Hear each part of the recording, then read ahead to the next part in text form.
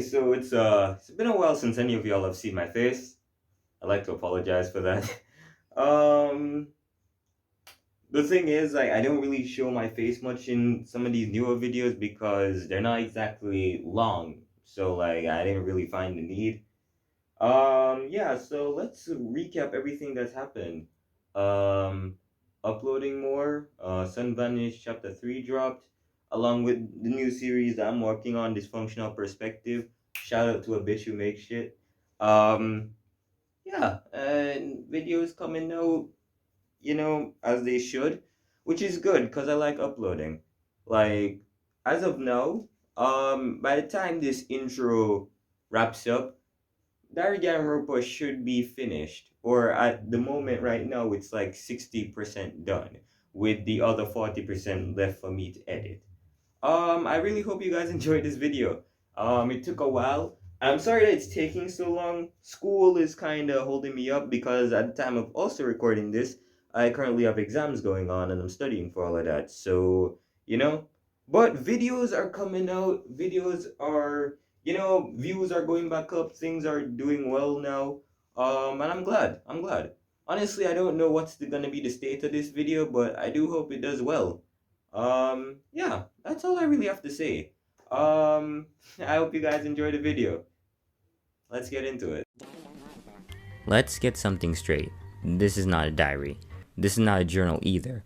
I'm not really sure what you call this thing, but that doesn't matter. I need some way to record what's been going on these past few days at Crossland High School. After what seemed like forever, I graduated middle school. Roderick had told me tons of stories about high school, and I was honestly kind of excited. I hadn't been the most popular in middle school, but maybe now that would finally change. I had no idea how wrong I was. Tuesday. Ugh. As I regained consciousness, I was greeted with the uncomfortable sensation of my head on a table. I opened my eyes and looked around. I was in a classroom. It was a normal classroom, except I was the only one in it. I had never seen it before in my life, but I had a feeling I was at Crossland High School. That was the last thing I remembered, standing outside the school. I was just about to open the doors and start my high school career when I suddenly got a really bad headache. After that, I passed out, and I guess I woke up here. I got up and looked around. It turns out, it didn't take me long to find something important. "What's up, loser? Welcome to Crossland High School. Please go to the gym by 8 a.m. for your orientation." Terrible spelling aside, I had no idea what to think of this letter, but one word stood out: orientation. Whatever was going on, I was still at school, and judging by this Alfredo guy, this was unlike any school I had ever been to. I glanced up at the clock. It was almost 8. I had no idea what was waiting for me in that gym, but it wasn't like there was anything else to do, so I got up and left the room. As I walked through the halls, I didn't notice anything out of the ordinary. It seemed to just be a regular high school, but there was one thing that was odd. One section of the hallway was blocked off by a set of iron bars. Behind it was a set of stairs, but I couldn't focus on that. I kept moving until I got to a set of double doors, and when I opened it, I got the biggest surprise yet. Standing around in the gym were a bunch of other people, and I recognized them too. Right away I saw Rowley. As I glanced around the room, I saw others: Albert, Holly, Sharag. Greg Heffley's here. With you, we're 16 people in all. Do you think he's the last one? I started to ask what was going on, but I was interrupted. Let me guess, you woke up in an empty classroom with a note from somebody named Alfredo? The same thing happened to all of us. Addie said that nobody else knew why we were here either. But it sounded like everyone else was starting their first day at Crossland High School. That made sense, since we had all graduated 8th grade last summer. Our conversation was interrupted by what sounded like a metal door opening. We all turned towards the sound and watched in amazement as something happened on the stage in the corner of the room. Something launched from behind a table. It was a doll, and based on how worn out it looked, it had to be like 100 years old. Suddenly, something incredible happened. Welcome to Crossland High School. I'm Alfredo, your principal. That doll just moved and talked. I am not a doll. I told you. I'm Alfredo. We wasted enough time. It's time to start your orientation. My mind was racing 1,000 miles an hour. What the fuck was this thing?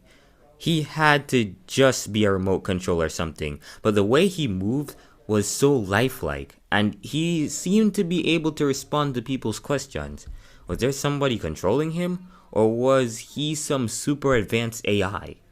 As high schoolers, the 16 of you are brimming with potential. One could even say you are the hope of the future, which is why you will all be living a communal life here for the foreseeable future. We all froze in shock. Communal life? So we would have to live inside the school? It seemed like everyone else felt the same way. So you're telling me we're trapped inside the school? Hey now, don't go putting words into my mouth. And don't put food in my mouth either. 'Cause like I said, I'm not a doll. There is one way to leave the school, and one way only. You must kill another student. What? We all stood in silence for a few seconds, letting Alfredo's words sink in. To escape, I needed to kill someone else? The first one to act was somebody it took me a second to recognize. It was Latricia Hooks. I've heard it. I'm sorry, that's insulting. Let me change your voice there. I've heard enough of this. It's time for you to shut up. With incredible speed, she leapt onto the stage, grabbed Alfredo, and... Latricia stood there holding Alfredo, whose head had been punched clean off, but suddenly something happened to his body. A beeping noise started emitting from Alfredo's body, and it was getting faster. Chuck it. Huh? Throw the doll! Throw the doll! I wasn't expecting Latricia to take orders from someone half her size, but thankfully she listened, just in the nick of time too. I stumbled backwards as Alfredo exploded. My ears were ringing. If Latricia hadn't thrown him in time, well... I didn't want to think about it. We stood around for a moment, unsure of what to do, but the silence didn't last long. Not so fast. So many things had shot me today, but now I just felt confused. We watched as the new Alfredo launched out from behind the desk and landed on the stage. But you blew up. You thought that was the only copy of me? I have spares. Tons and tons of spares. You could blow me up 100 times and it wouldn't even make a dent in my supply. How many are we talking exactly? How many slices of bread have you eaten in your life? As for Mrs. Hooks, harming the principal in any way is against school regulations. Consider this your first and only warning. Next time, punishment will be in order. What kind of punishment? The same punishment as for breaking any of the rules. Execution. We all gasped collectively. Normally, I would have said this was some twisted prank or a very unorthodox method of orientation, but based on what we had seen today, this seemed all too real. Speaking of rules, down the hall are your rooms. Inside you'll find your student handbooks, which contain all the school regulations. As soon as he finished speaking, Alfredo jumped behind the desk again and vanished. We all stood in the gym in shock, until I said what we were all thinking. So, what do we do now? I mean, this has to be all bullshit, right? That's right, I saw a prank show just like this once. This isn't a prank. Look around. There are security cameras all over the place. The windows are covered in metal plates. Besides, none of us remember signing up for any kind of reality show, right? Well, no. Until we get more information, we need to assume that this is real. As much as I hated agreeing with Patty or the doll, what she said made sense. We all decided to head back to our rooms, then split into groups and search the school. Since we all knew each other from middle school, the groups formed pretty naturally. Bailey and Holly both wanted to go with Bryce, so 3 of them went off in one direction. Fregley and Ruby formed one group. Chirag and Emilio tagged along. Patty and Abigail left together, while Speed Bump and Latricia, Angie, Alex, and Albert each went off by themselves. So that left me and Greg! I guess Rowley's a pretty good person to team up with. At least, I can count on him to not start murdering people or anything. We started by looking for our rooms. Luckily, it didn't take long.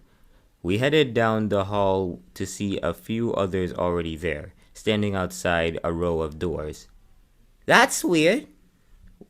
What is it? The nameplates on the door have our names. These rooms were designed especially for us. Chirag was right. That was odd. But I didn't have time to focus on that. I kept looking until I found a door with my name on it, between Chirag and Holly. Rowley and I decided to each check out our rooms, and then meet outside when we were done. I walked inside to find a perfectly normal room. To be honest, it was fancier than I was expecting. There was a double bed that looked pretty comfortable, a pretty big bathroom, and drawers that were filled with... They were filled with my clothes.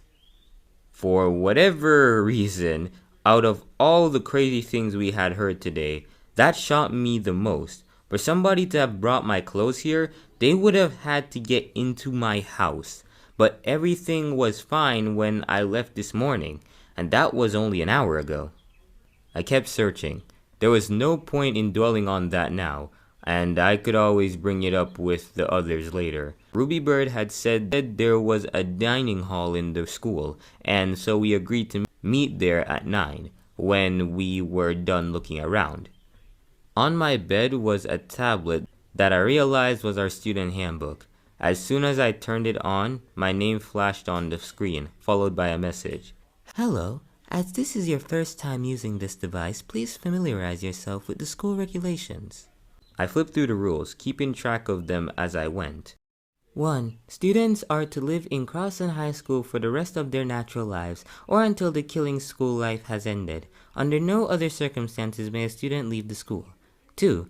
No student may harm the principal in any way or destroy the security cameras located around the school. 3. The principal cannot directly harm any student unless they violate the rules or are found guilty. 4. With minimal restrictions, you are free to explore Crossan High School to your discretion. 5. The principal cannot enter a student's room when they are not inside. 6. Anyone who kills another student and gets away with it will be permitted to leave the school, and the killing school life will end. Note, the principal may add additional rules at any time. Well, needless to say, these rules didn't make things any less confusing. What was the killing school life, and why would it end as soon as one person left the school? The rules were clear about one thing though. Unless I killed somebody, I would be living here forever. On that happy note, I kept looking around my room. There was one thing of interest on the desk. It was a typed document on a sheet of paper. Let's see here, Alfredo's housekeeping rules. Nighttime is from 10 p.m. to 7 a.m. Certain areas will be off limits during this time, so proceed with caution. The water will also be shut off at nighttime. There is a garbage room on the first floor. One person will be assigned garbage duty each week on a rotating schedule, and only they will have access to the room. Students' rooms are completely soundproof. Your handbooks allow you access to the bathrooms in the hallway, garage room, and other areas in the school. You may not enter a room that your handbook prevents you from entering by either using another student's handbook or having somebody else hold the door for you. There is a key to each student's room located on your desk. If you lose yours, please contact Alfredo.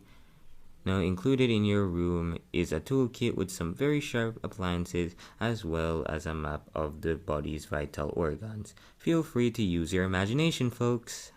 These rules were a little more normal, at least until the last one. I didn't bother looking for the toolkit, but I did grab the key and left the room, locking the door on my way out. Rowley was already waiting for me. So, where to next? We wandered around the school for a while, checking out the various rooms. There was a laundry room, a couple classrooms, and a locked door that I guess must have been the garbage room. After a while, it was getting close to 9, so we headed to the dining hall and waited for the others to amble in. At 9, everyone was there except for Albert, who waltzed in a few minutes later. Finally, we started discussing what we had found. So, this doesn't seem like any ordinary school. Definitely not. I mean, my sister goes to Crossland and it definitely doesn't have dorm rooms or a laundry room. The banner in the gym says Crossland though. Yeah, because they're lying to us. This definitely isn't Crossland High School. Whoever's controlling Alfredo probably abducted us and brought us here. Forget about that. Did anyone find a way out? Sorry. Well, shit. These rules are very weird though. I mean, what's the killing school life? There's something else I found odd. Look at the rules 3 and 5. The ones about Alfredo not attacking us or breaking into our rooms, right? Right, but if these rules are written by Alfredo, why would he create restrictions for himself? That was a good point, and we all took a second to think about it. The most likely reason was that these rules were written by someone besides Alfredo. But how was that possible? Whatever the case, our next course of action is clear. We do nothing. What? No, he's right. I mean, this place is impossible to escape, and we have all our basic needs taken care of. I saw Alfredo in the kitchen back there, and he said the food is restocked every day. You saw Alfredo? Yeah, but that's not the point.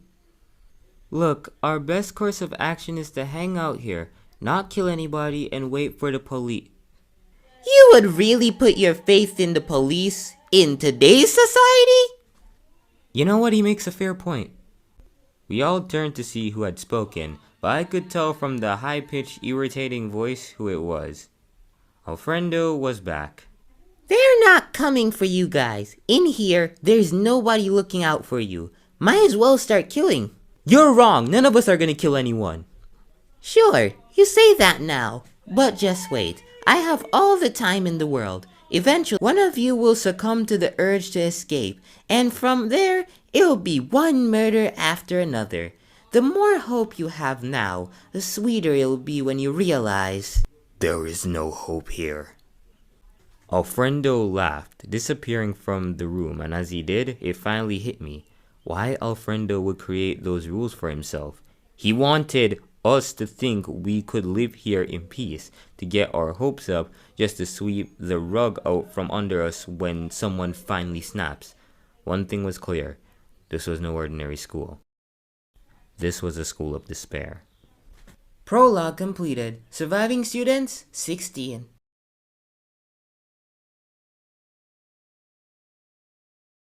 Chapter 1.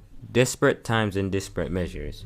It was still early morning when we were introduced to our new lads at Crossland High School, meaning we had the whole day ahead of us. Patty said we should all meet in the dining hall for breakfast each day at 8, and while I didn't like the idea of waking up that early, it wasn't like there was a reason to stay up late either. We all agreed and then split up for the rest of the day. I spent the rest of the morning searching for a way out. I went back to those blocked off stairs I had seen on my way to the gym, but there weren't any other stairs on this floor.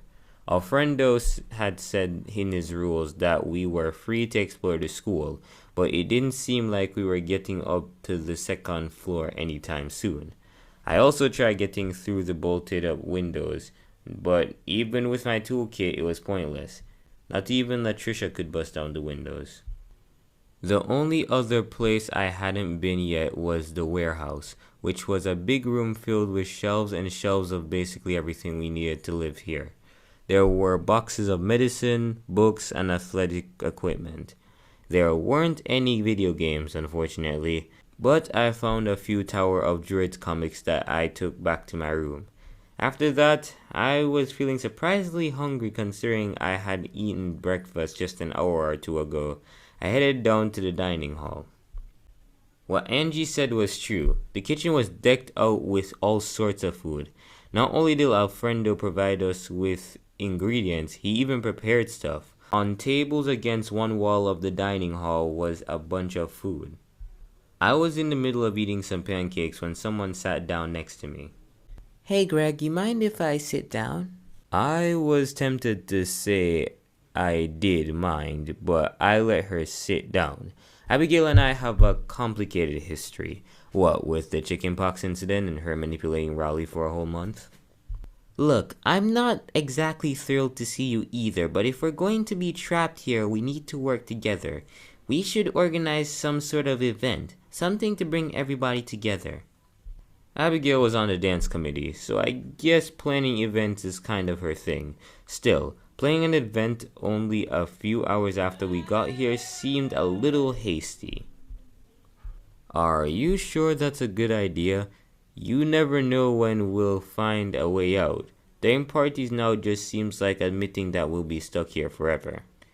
Abigail didn't like that response, but I honestly just didn't think throwing a party was a good idea. Look, I'm just trying to be optimistic.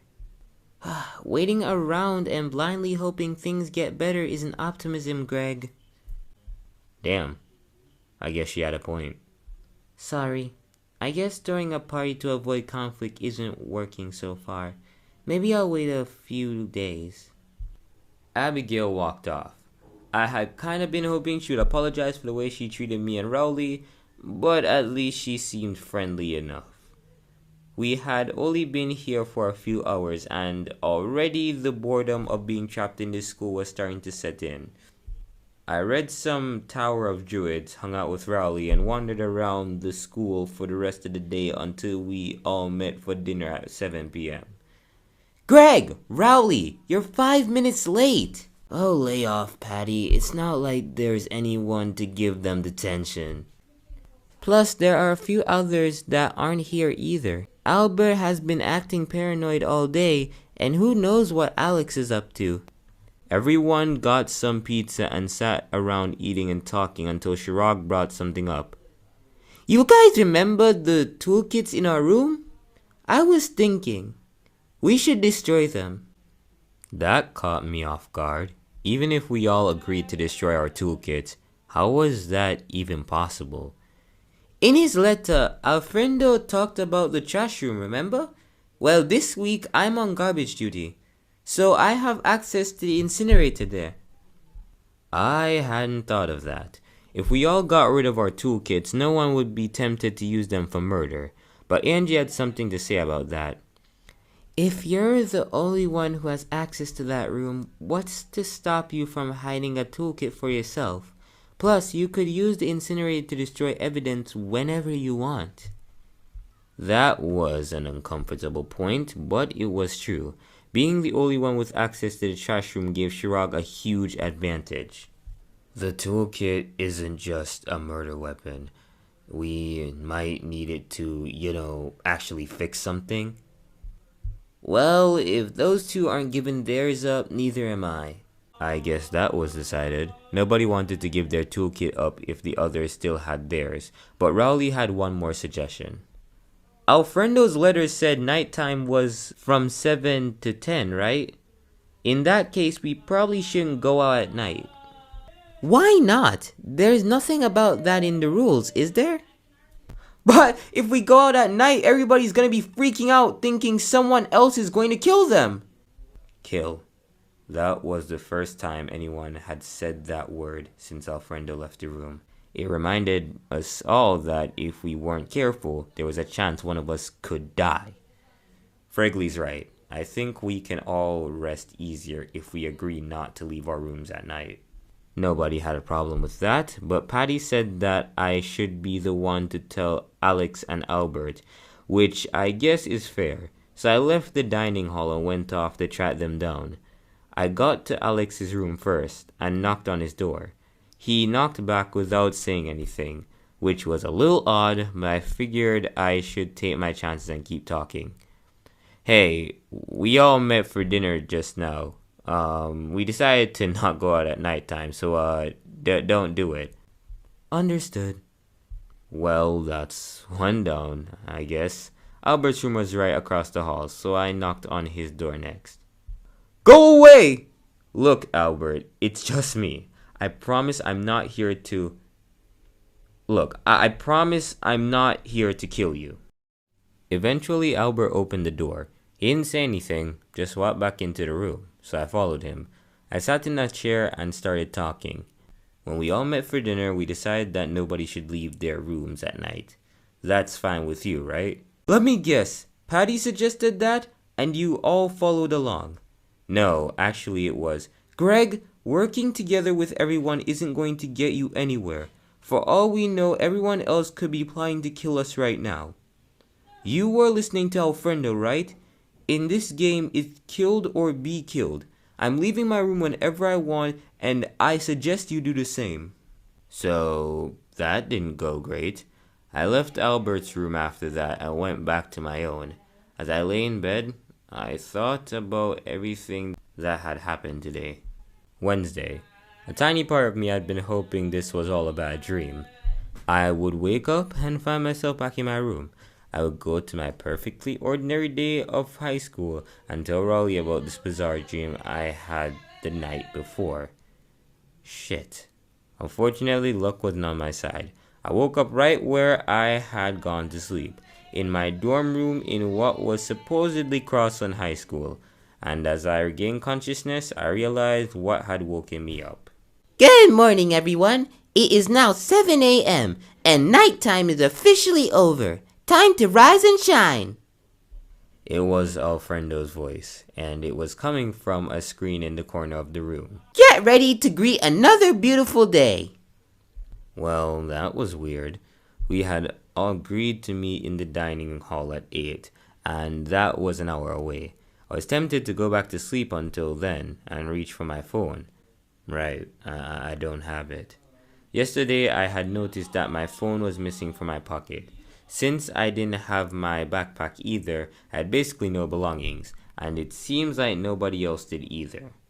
I didn't want to sleep in and risk missing the breakfast meeting, so I decided to just walk around the school for a while. But it wasn't long before I ran into someone. It was Rowley, and he didn't look so good. Rowley, are you okay? Yeah, it's just been a lot. That was the understatement of the year. But it was understandable that he would be shaken up, so I did my best to comfort him. On the bright side, we have a ton of time on our hands. Want to go look for cool stuff in the warehouse later? Yeah, that would be fun. We both headed into the dining hall to see several others already there. Eventually, almost everyone was in the dining hall, and we ate mostly in silence except for the occasional conversation. There wasn't really much to talk about. Nobody had discovered a way out or anything else that could lead to our escape. After I was done with breakfast, I thought about what I should do next. I promised Rowley I would hang out with him, but that didn't necessarily have to be right now. After breakfast, I met back up with Rowley, and we decided to hang out in the warehouse for a while. For a while, we just dug around looking for cool stuff, until I found something in a box full of expired snacks. I wasn't a big fan of raisins, but I had seen these before. I tossed them to Rowley, and it turned out he recognized them too. Hey, I remember these. I won them in that video game tournament a few years ago. Oh yeah, you could have gone to nationals and you chose a box of raisins. Well, I never liked Twisted Wizard much anyway. I had been furious at the time, but looking back, I could appreciate Rowley's choice. He never cared about fame or admiration. He just always did what made himself and others happy. There was something admirable about that. So, were you okay this morning? Yeah, I just homesick. I mean, my parents have to be worried sick by now, and it's only been a few days. If Alfredo's right and we stay here for months or even years, I don't know what I'd be willing to do. But that's not what worries me the most. I think I'm a pretty upbeat person, so if I already feel like this, imagine how desperate everyone else must be. That was uncomfortable to think about. Rowley and I hung out a little while longer, trying to forget about just how dangerous our situation was. Before we knew it, it was dinner time. I'm glad we got to hang out today, Greg. It's good to know there's somebody I can trust around here. We all ate dinner without much incident. Albert still didn't show up, but Alex actually came by. He didn't talk to anyone, of course, but I guess that's progress. I couldn't help but think about my conversation with Rowley. How many of us were desperate enough to go home that we were willing to kill somebody? Was there anyone plotting a murder right now? I shook the thought out of my head. There's no point in worrying about that more than I had to. I just had to be careful and not get on anybody's bad side, and I'd be fine. After a little more hanging around the school, I went to my room and got ready for bed. As I drifted off to sleep, I started to think about who I would hang out with tomorrow. In a way, being trapped in this place gave me time to hang out with people I probably never would otherwise. I might as well enjoy these uneventful days. Who knows how many I have left. Thursday. I was torn about who to hang out with today, but I ended up heading over to Alex's room. I never got to talk to him much in middle school, and he seems like a good person to have on my side in here. Hey, Alex, it's Greg. Can I come in? Yes. Fair enough. I walked into his room where Alex was sitting on the bed, reading. He made no effort to invite me in, so I sat in the chair in front of the desk. How are you feeling about all of this? To be honest, this is like a vacation for me. Unlimited free time where I can just sit and read for hours. I imagine it's different for you all though. Yeah, no kidding. I mean, don't you miss your parents, your siblings, all of that? Well, as for siblings, I'm an only child. Consider yourself lucky. Really? I always wanted a sibling. Don't get me wrong, I like my parents, fine, but... You know, they never pushed me to talk to other kids, you know? It hadn't ever really occurred to me why he was so introverted. I couldn't help but wonder how often somebody my age sat down to have a conversation with Alex Aruda. Well, when we get out there, I'll have to introduce you to my brothers. Then you can hate them as much as I do. When, huh? Yeah, I'd like that.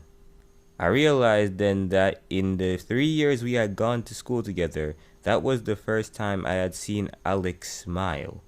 We hung out for a little while longer in his room, talking about random stuff. Eventually I left, feeling surprisingly pleased. I never would have expected to have such an interesting conversation with Alex, of all people. As I went about my evening, I couldn't stop thinking about what I would do tomorrow. If I could get Alex to hang out with me, who knows who I would end up talking to tomorrow.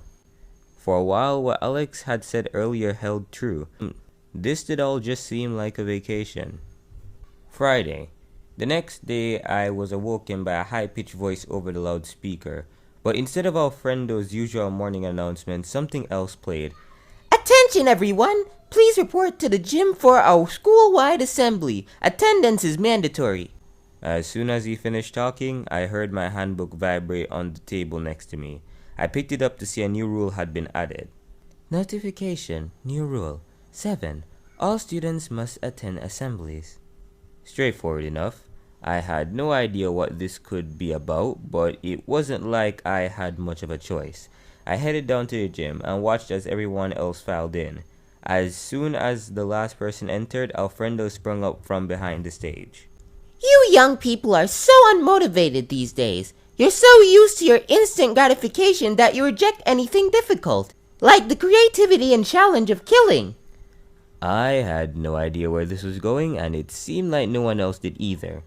Luckily, I'm a very adaptable principal, so to make this killing game a little easier, I'm introducing a motive.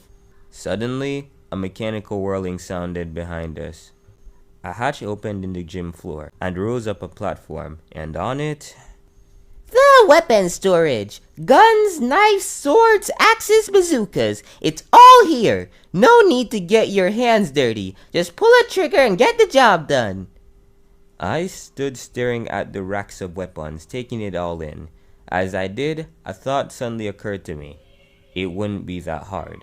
I shook the thought out of my head. There was no way I was going to kill anyone, no matter how many weapons Alfredo shoved in my face.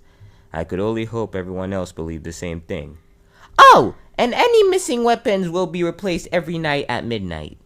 Alfredo left the room, leaving the 16 of us staring at the weapons storage. Speed Bump walked over to one of the racks. Before any of us realized he was doing it, he grabbed one of the guns. I started to panic until he removed the magazine, shoved it back in, and put it back on the rack. These are already loaded. The doll wasn't kidding. All we have to do is pull the trigger. Then it's obvious what we do now. We use the incinerator. Weren't you listening? He just said they get restocked every day. Yeah, we can't just destroy all of those every single day. Of course we can. Whoever's on trash duty can do it every morning. Chirag said he was fine with doing that for us as long as he was on trash duty, and so we all started gathering up the weapons. Eventually, we had hauled them all to the trash room. Well, here goes nothing. Hang on! We can't come inside, but I'll hold the door open. I want to watch you do it. I guess Angie hadn't forgotten about our conversation the other day about the incinerator. It seemed a little excessive, but I guess you can't be too careful. We watched as Chirag dragged the bag of weapons into the room, then turned on the incinerator.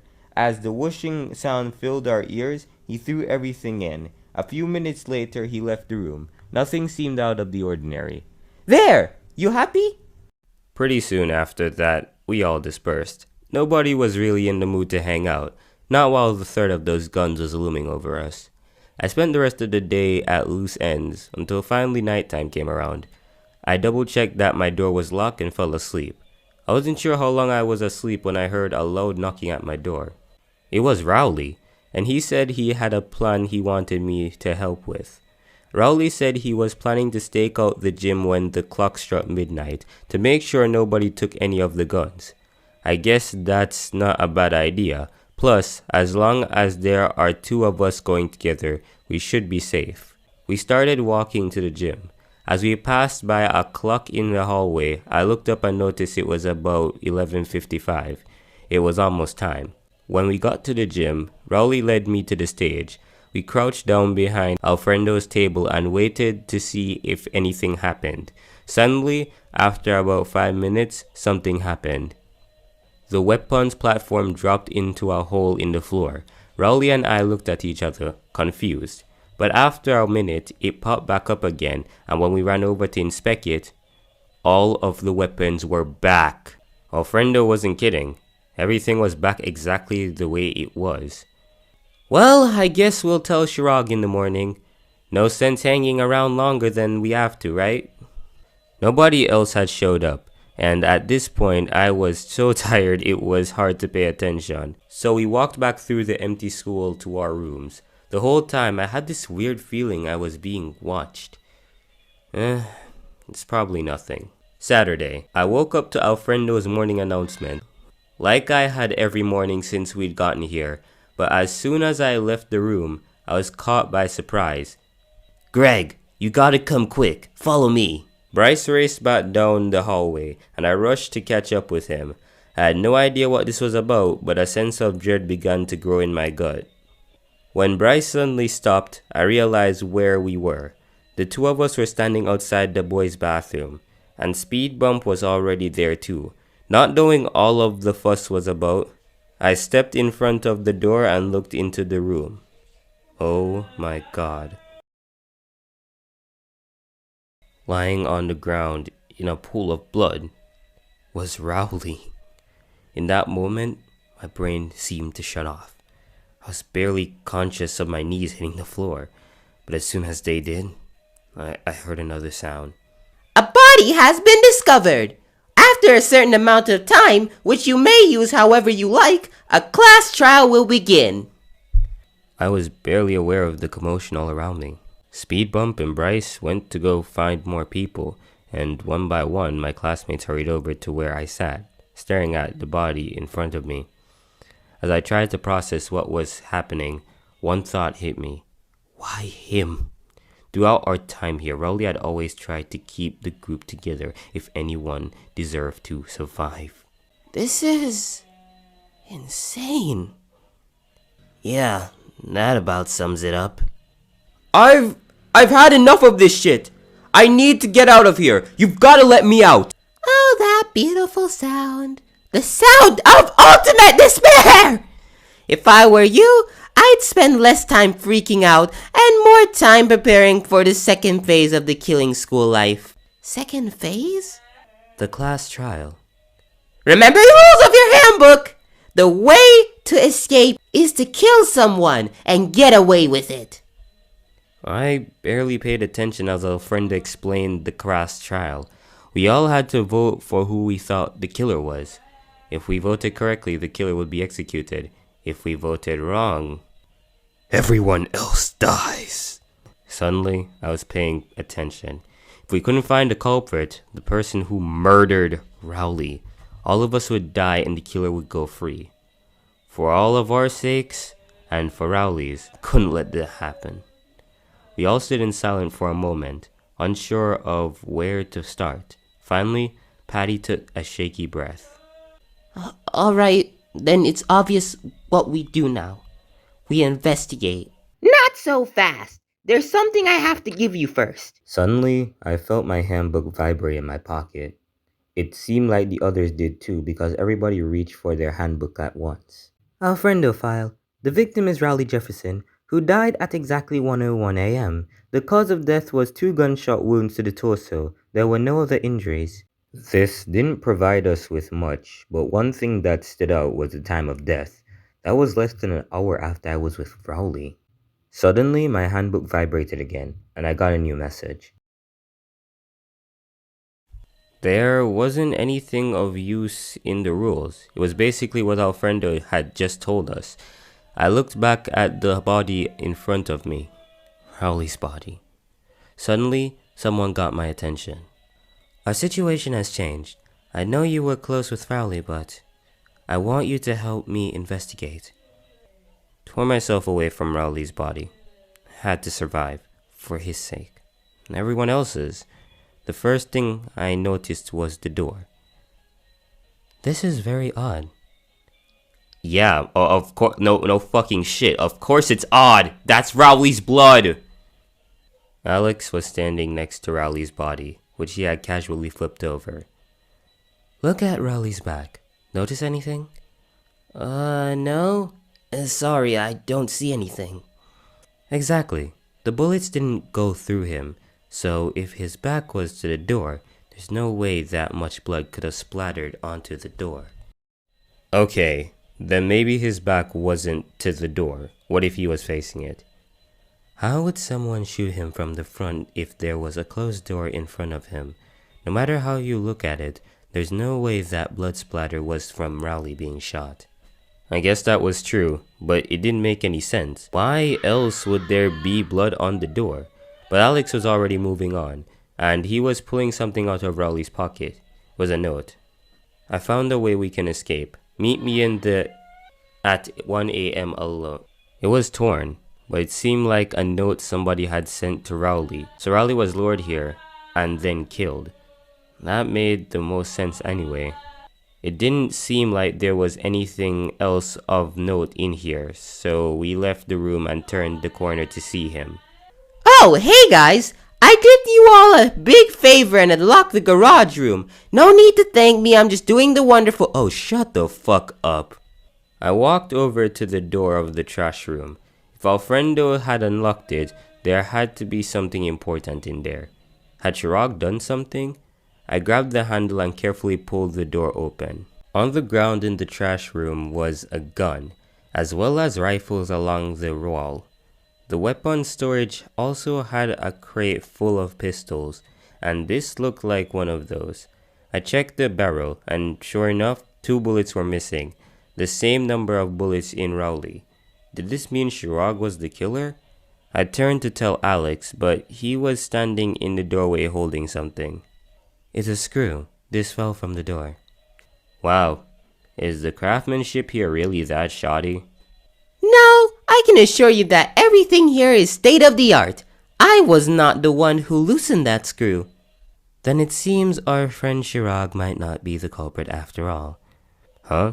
Why not? It seems likely that the door was unscrewed and then screwed back on. We all have toolkits, so this gun could have been placed by anyone. He was right. That made sense. But the rules made it seem like you couldn't get into a room you didn't have access to, no matter what. Alex said that he had a few more things that he wanted to check on. Now I was standing outside the trash room, unsure of what to do.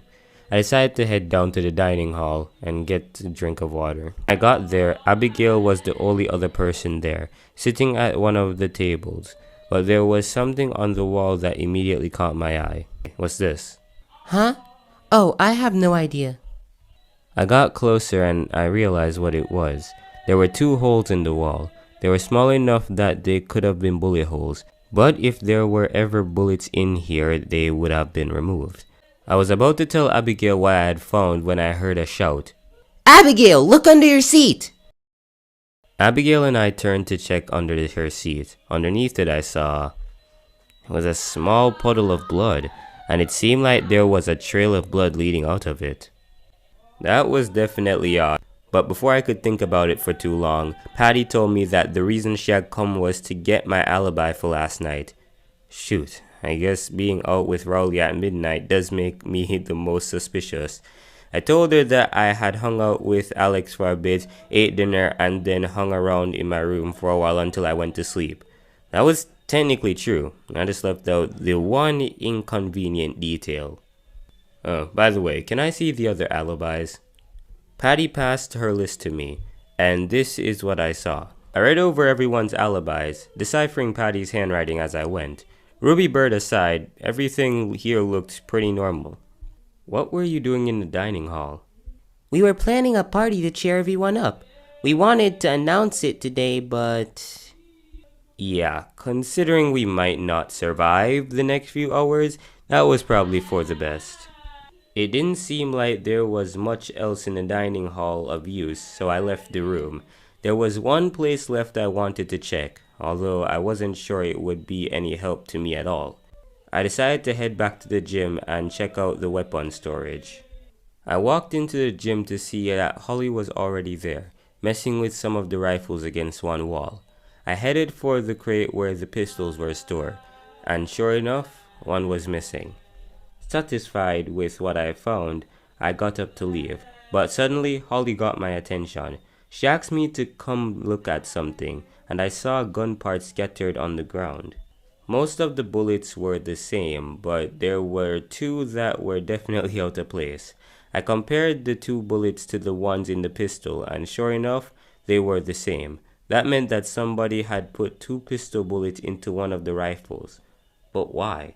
And what happened to the 2 rifle bullets that had been replaced? Suddenly, we heard the loudspeaker crackle to life.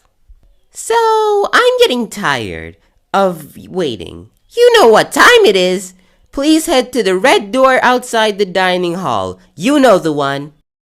I actually had no idea what red door Alfredo was talking about, but I headed to the hallway outside the dining hall to see a few others already there. Hey Greg, you have any idea what this is? I definitely didn't. I had walked down this hallway at least a dozen times, and there definitely wasn't a door here before. Bryce pushed it open, and we walked inside. Inside the room was an elevator, and after we were all in the room, Alfredo showed up. He told us that this elevator would take us to the trial grounds, where the class trial would take place. I wasn't ready for a trial. All I had found was a bunch of random details that didn't make any sense put together. Somehow I would have to figure out who had killed Rowley, all while arguing with 14 other people, including a murderer. I glanced over at Alex. He nodded solemnly. Well, here goes nothing. We all boarded the elevator and rode it for a minute. Wait, is that Bryce's hound around a girl? Anyway, 14 innocent people and 1 murderer, trapped in this elevator as we fell towards a room that at least one of us would never leave. Finally, the doors opened, and we all exited the elevator to find a room with a bunch of podiums pointed towards each other in a circle. They were all empty except for one. Rowley. Still couldn't believe he was gone. Seeing his picture, I just wanted to crawl back into the elevator and hide, to wait for Alfredo to kill us all. But I knew I couldn't do that. To avenge Rowley, I had to find the killer. As I got closer, I realized each of the podiums had one of our names, so we shuffled around until we all found ours. When we got settled, the room looked like this. For a second, we all stood behind our podiums, not wanting to be the first one to start accusations. Finally, Patty spoke up. Alright, let's start simple. What was the murder weapon? While Rowley was shot, it seems like the weapon was one of the guns in the gym. Frankly, you found a gun somewhere, right? What? I never... She means me. Yeah, Alex and I found one of the guns on the ground, and 2 bullets were missing. Well, where was it? That's the thing. It was in the trash room. Shirag, it had to be you then. Not necessarily.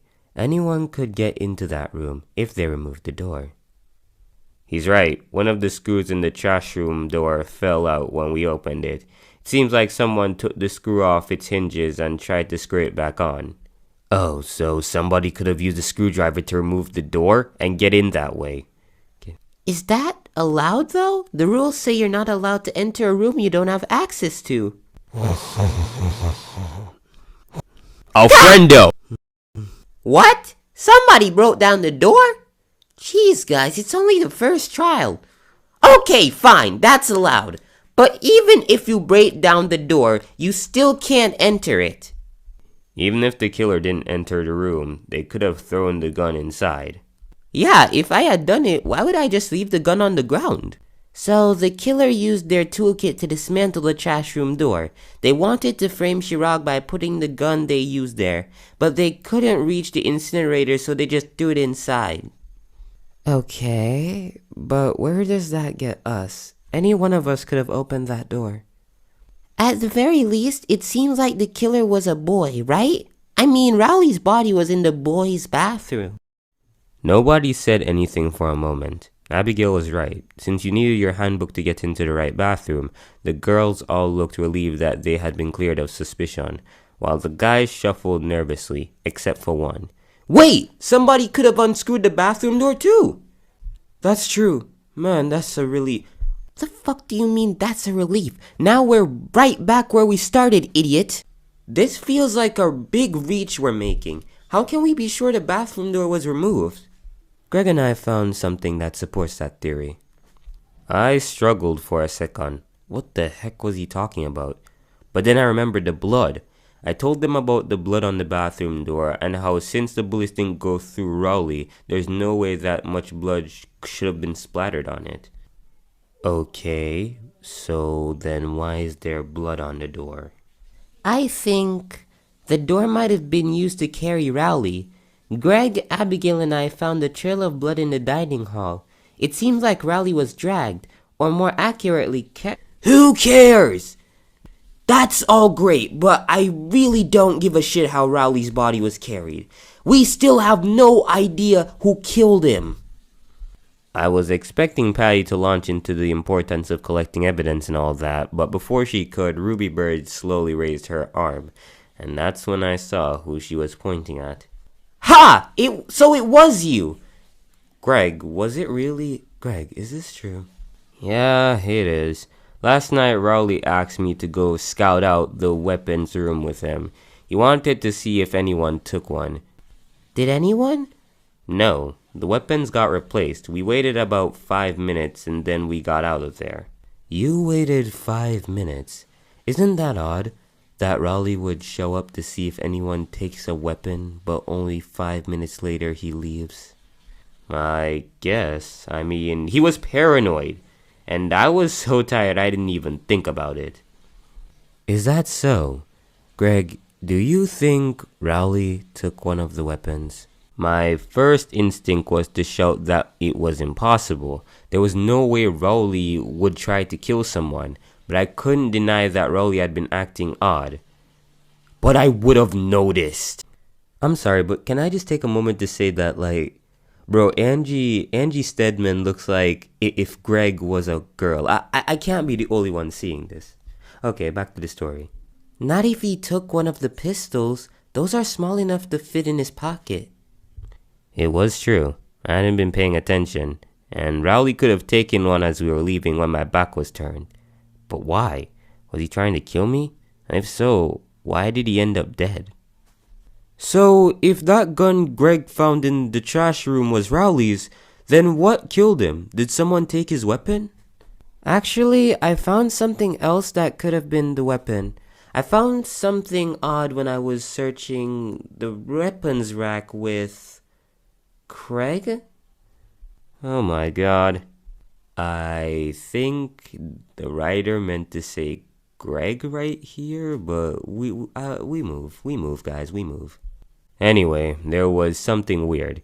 In one of the rifle magazines, there were 2 bullets that weren't like the others. Yeah, they were smaller. I think they were for pistols. So, the 2 missing bullets from the pistols in the trash room had been moved into the rifles magazines. So that meant the bullets inside Rowley had to be 2 missing from the rifle. So Rowley's killer had used the rifle. I explained my theory to the others. So Rowley's shot twice and missed?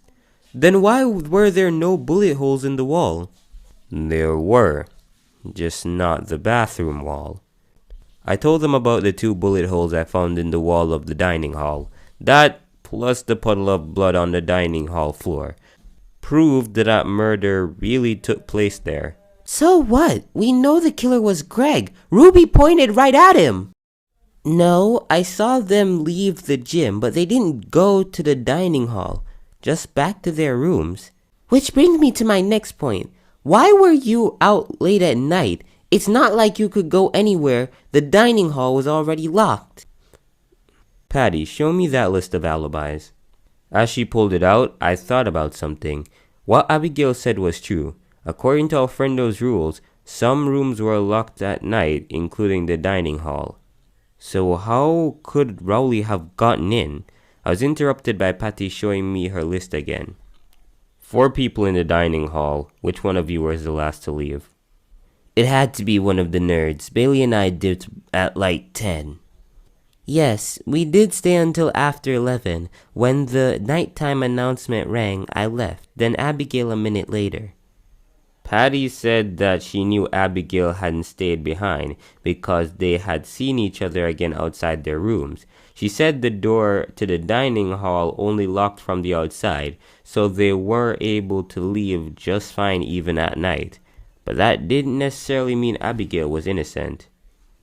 Abigail, you could have propped the door open. Huh? That's the only way somebody could have entered the dining hall from the outside. You knew you would come back to kill Rowley. But we agreed Rowley took a pistol. He was the aggressor. How would the killer have known where to meet Rowley when they killed him in self-defense? They definitely knew where to meet him, Alex. I was wondering when you were going to bring that up. Greg and I found the note in Rowley's pocket. At the time, we assumed it was from the killer, but it seems like it was written by Rowley and then planted on him. This was torn in a very specific way. The sender and the location of the murder are both hidden. Those both incriminate the culprit. Suspicious, isn't it? That letter said exactly where to meet Rowley, at least before it was torn up. So it's not strange at all that Abigail would know he would be in the dining hall. Hold on! This is all just conjecture. We don't know that Abigail held that door open. We don't know she wrote that letter. I hate to admit it, but it does make sense. I mean, think about everything she said so far. Holly was right. At every turn she had led us in the wrong direction. I told you all that I found blood in the dining hall, but I didn't mention that it was right under Abigail's chair. I just didn't notice it. You didn't notice a pool of blood directly next to you, or the bullet holes in the wall, bullet holes that I noticed right away. It's. Shut up! Just shut up! What? That idiot Rowley. Yeah, he sent me the letter. He tried to murder me. And he couldn't even get that right. I'm your killer. Are you happy now? We stood there, dumbfounded. But the first emotion that hit me was guilt. Sure, we had to find the killer to survive, but it wasn't like Abigail had wanted to kill somebody, and she had no idea she would be sentencing all of us to death. After a second, Abigail started to tell us everything. Last night, Rowley handed me a letter. It told me to meet him in the dining hall at 1 a.m. I was intrigued, but also suspicious, so before I met him, I took one of the rifles from the gym. It turns out I would need it sooner than I thought. Instinct took over, and I did the first thing I could think of. I shot back. I knew I had to cover my tracks, and using the trash room, there was one person I could easily frame. I removed the trash room door and threw Rowley's gun in there.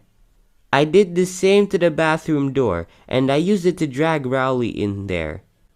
I couldn't enter the bathroom myself, so I dumped Rowley in there.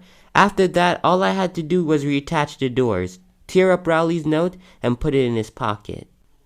No, I don't think either of them are to blame here. Amelia was right. Abigail wasn't at fault, even though she had made a terrible choice that almost cost us all our lives. Not even Rowley was to blame, who tried to kill Abigail, to escape and use me as an alibi in the process. No, the reason they had been pushed to their limits, the one responsible for all of our suffering.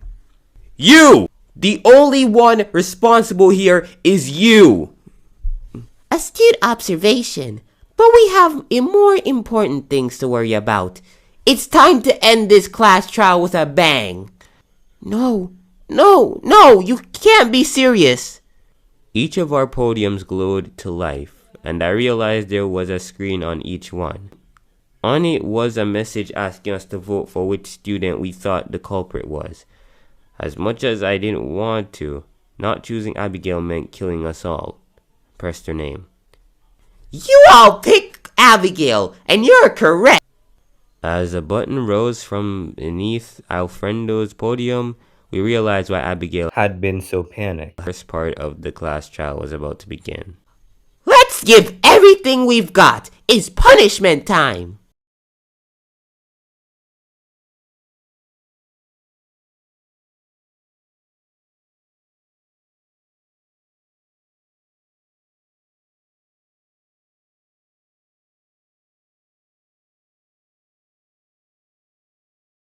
Abigail fell from view, and we all rushed to the window, but we were too high up to see what happened to Abigail.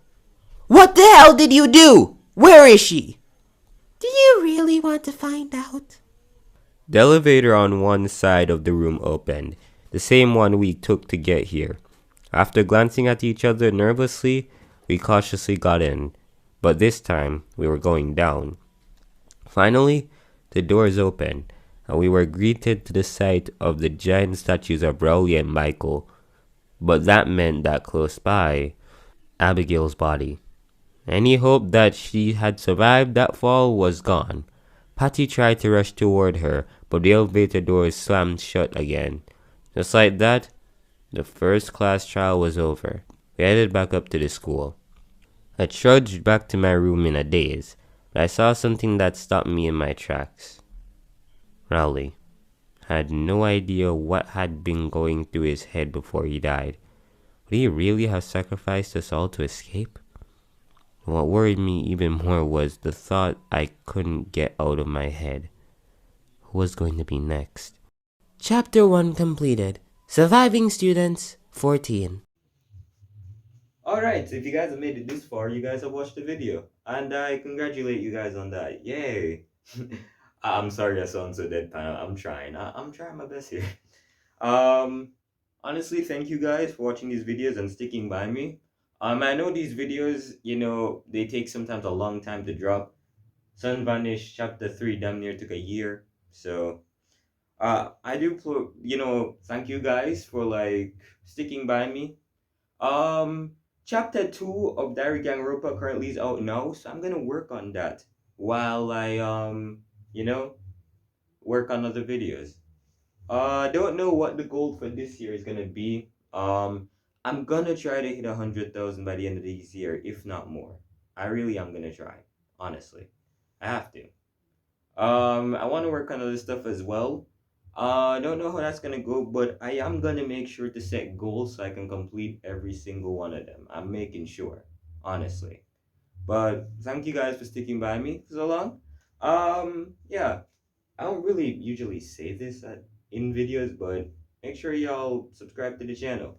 And also turn on notifications because that also helps so you guys know when videos drop. Um, Honestly, I have a new Instagram, so follow that. And I'm coming out with a new Discord. I'm still working on it. By the time this video finished, wow, I suck at words. By the time I am done with this, as in the editing of this video and editing of other videos, Discord should be ready, honestly. And also, I got a new Twitter page where you guys can watch me, make updates. That's also what the Instagram is for. You can follow either one. They're going to be in the description. Honestly, alright. With that all being said, I will see you guys. Oh, one more thing. Write in the comments like what was your favorite part of this video. Honestly. Yeah, that's all I gotta say. I'll see you guys in the next video. Peace out.